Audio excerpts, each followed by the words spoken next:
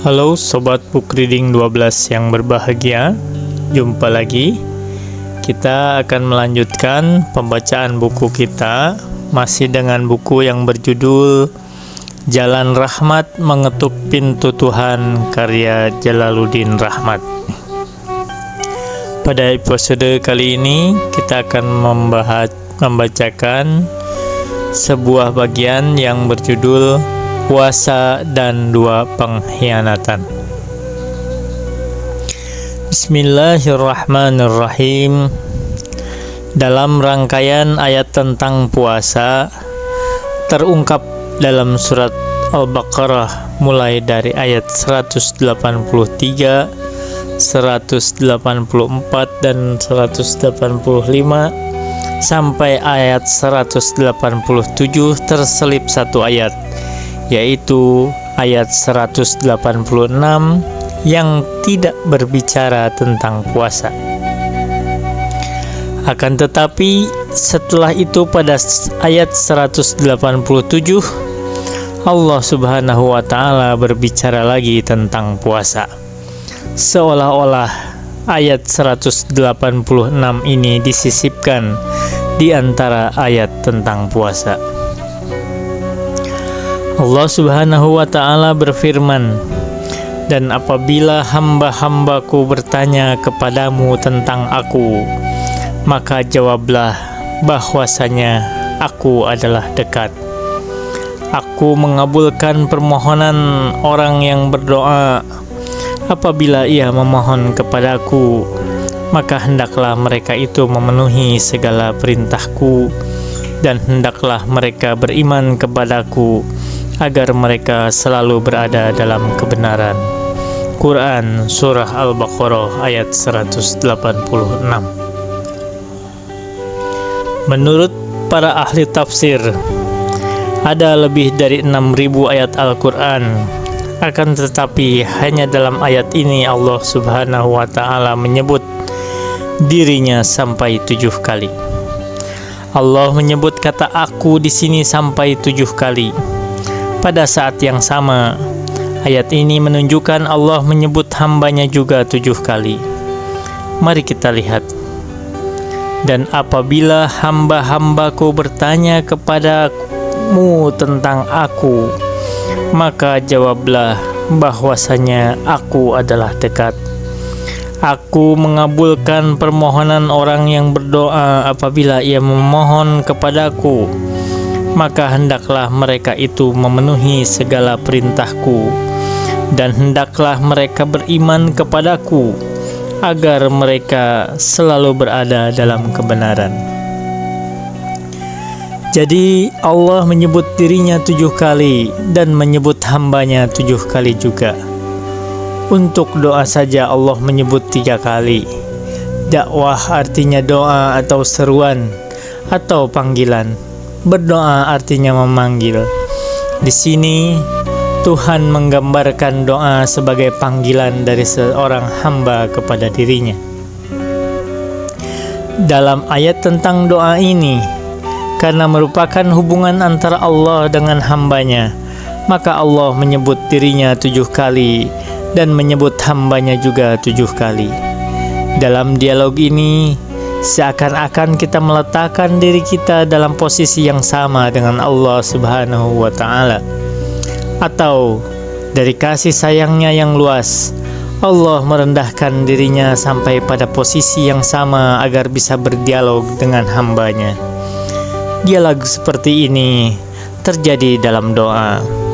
Hal ini menunjukkan betapa dekatnya Allah dengan hambanya itu. Ayat ini juga menyebutkan kalau doa kita ingin diijabah, mintalah dan berimanlah kepadanya. Doa hanya akan diijabah apabila kita beriman kepada Allah. Masih dalam ayat ini disebutkan pula bahwa doa itu harus mengikuti prosedur atau tata cara yang telah digariskan oleh Allah dan Rasul-Nya, agar mereka selalu berada dalam kebenaran. Ada sebuah hadis dari Imam Ja'far As-Shadiq tentang doa. Beliau berdoa, doa itu bisa menolak qada bisa menolak ketentuan Allah setelah ditetapkan seteguh-teguhnya, maka perbanyaklah oleh kamu berdoa, karena doa itu adalah kunci dari segala kasih sayang. Doa adalah keberuntungan untuk segala keperluan. Tidaklah diperoleh apa yang ada di sisi Allah kecuali dengan doa. Tidak ada sebuah pintu yang sering diketuk kecuali hampir-hampir pintu segera dibukakan kepada pengetuknya. Menurut hadis ini, salah satu manfaat dari doa adalah mengubah ketentuan Allah Subhanahu wa Ta'ala. Di antara ketentuan Allah misalnya adalah apabila kita bertengkar atau memutuskan silaturahmi, maka kita akan mendapatkan bencana. Bencana itu bisa kita tolak dengan doa, "Ya Allah, ampunilah dosa-dosaku yang mempercepat datangnya bencana." Sudah menjadi ketentuan Allah juga bahwa orang yang sel-sel otaknya sulit mengalami perkembangan bagi masa kecilnya akan mengalami kesulitan belajar, apalagi kalau dengan situasi seperti itu diperparah dengan kekurangan gizi yang memadai. Besar kemungkinan orang itu akan mengalami kesulitan dalam belajar, kecuali kalau ia berdoa. Sekali lagi, doa itu bisa mengubah qada, bisa mengubah ketentuan Allah Subhanahu wa Ta'ala. Dalam sebuah hadis yang diriwayatkan oleh Ibnu Abbas, dikatakan bahwa rencana tidak dapat mengubah qada, hanya doalah yang dapat mengubahnya. Jadi, andaikan kita sudah memiliki rencana yang bagus, akan tetapi jika Allah sudah menetapkan ketentuan yang buruk untuk kita, rencana itu tidak akan berpengaruh apa-apa kecuali kalau kita berdoa. Hal ini juga menentukan bahwa ternyata takdir kita itu adalah hasil interaksi antara kita dengan Allah Subhanahu wa Ta'ala. Mungkin inilah rahasia mengapa dalam ayat tersebut Allah menyebut dirinya dan hambanya sampai 7 kali. Melalui doa pula dibentuklah aneka peristiwa di alam semesta ini. Saya teringat kepada seorang kiai NU dari Madura. Biasanya seluruh anak kiai itu menjadi kiai lagi. Satu saat seseorang menceritakan tentang kiai itu kepada saya. Kemudian ia bertanya di mana dulu saya nyantri, pesantren mana tempat saya belajar, dan siapa kiai yang saya ikuti.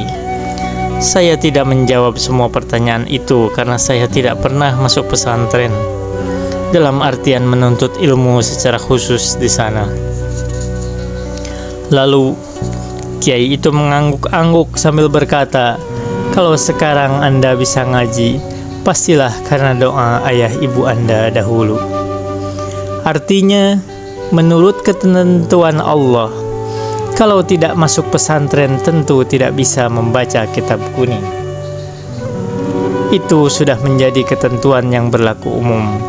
Kalau tidak mengikuti pelajaran bahasa Inggris, kita tidak akan bisa ngomong dalam bahasa Inggris. Masih kata kiai itu kepada saya, pastilah saya juga tidak bisa membaca kitab kuning kalau tidak masuk pesantren.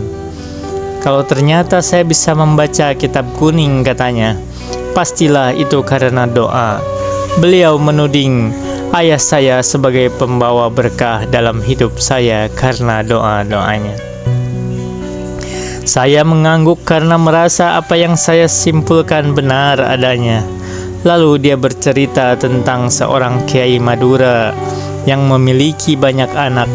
Semua anak-anaknya, baik yang laki-laki maupun yang perempuan, menjadi kiai lagi. Katanya setiap selesai salat, Pak Kiai itu selalu mendoakan anaknya satu persatu. Jadi doa dialah yang kemudian mengubah qada. Dalam berdoa, kita dilarang berputus asa. Kita pun dianjurkan untuk terus-menerus berdoa. Bagaimana kalau ternyata doa kita tidak diijabah?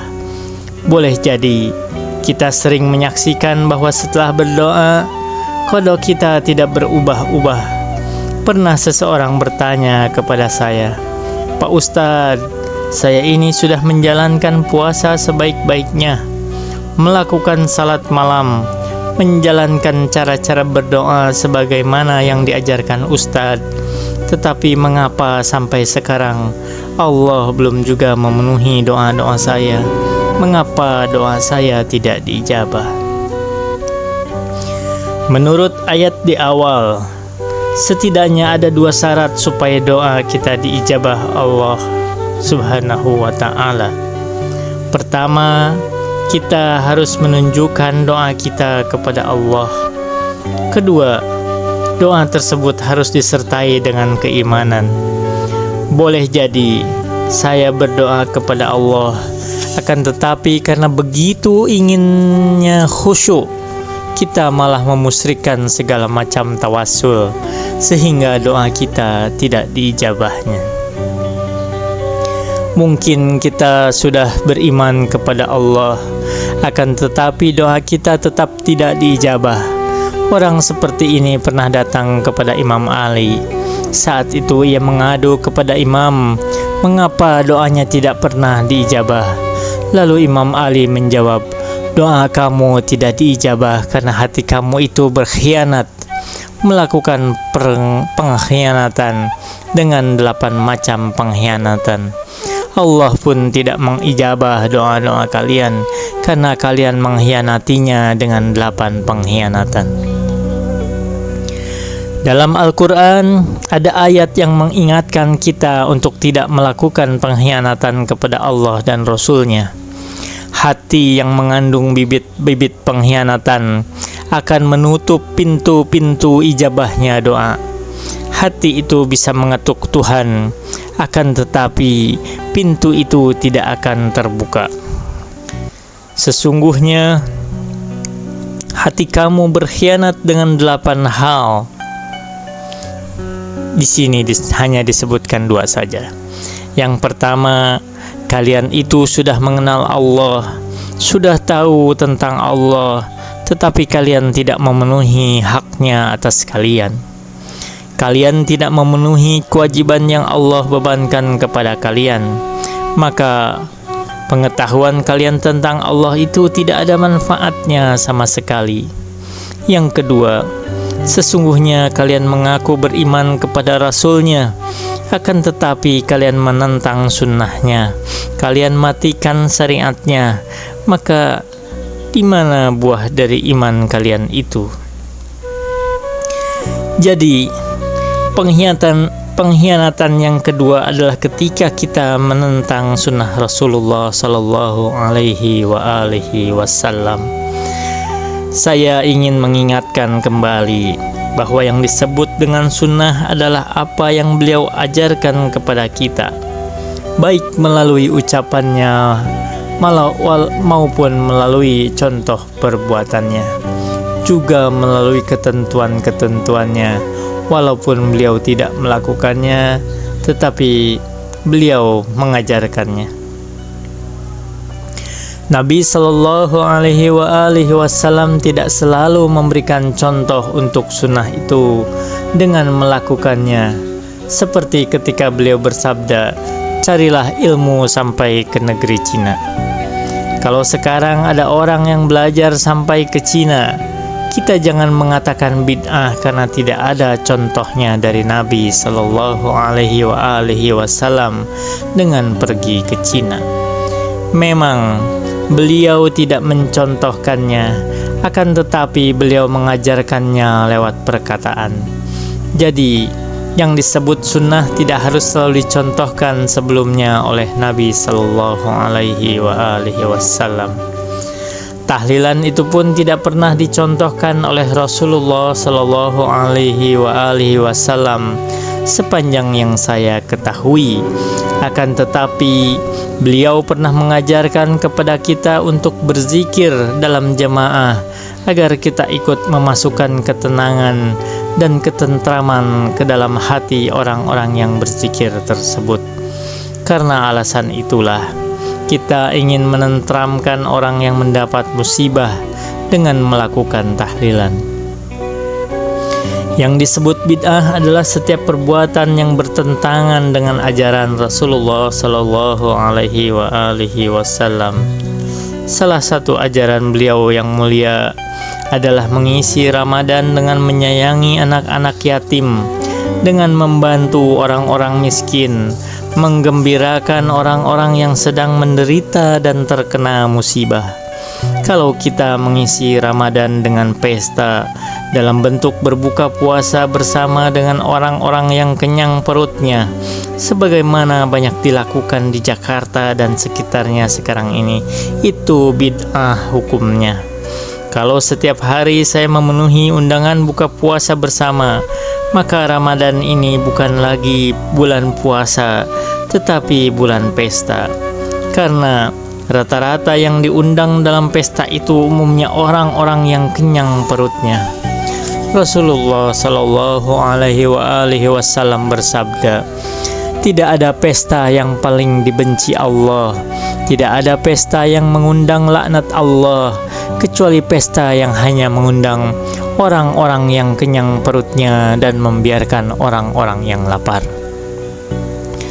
Jadi sekarang kalau saya diundang makan bersama, saya suka bertanya dulu, apakah ada orang-orang miskin atau anak yatim piatu yang dihadirkan dalam buka puasa tersebut.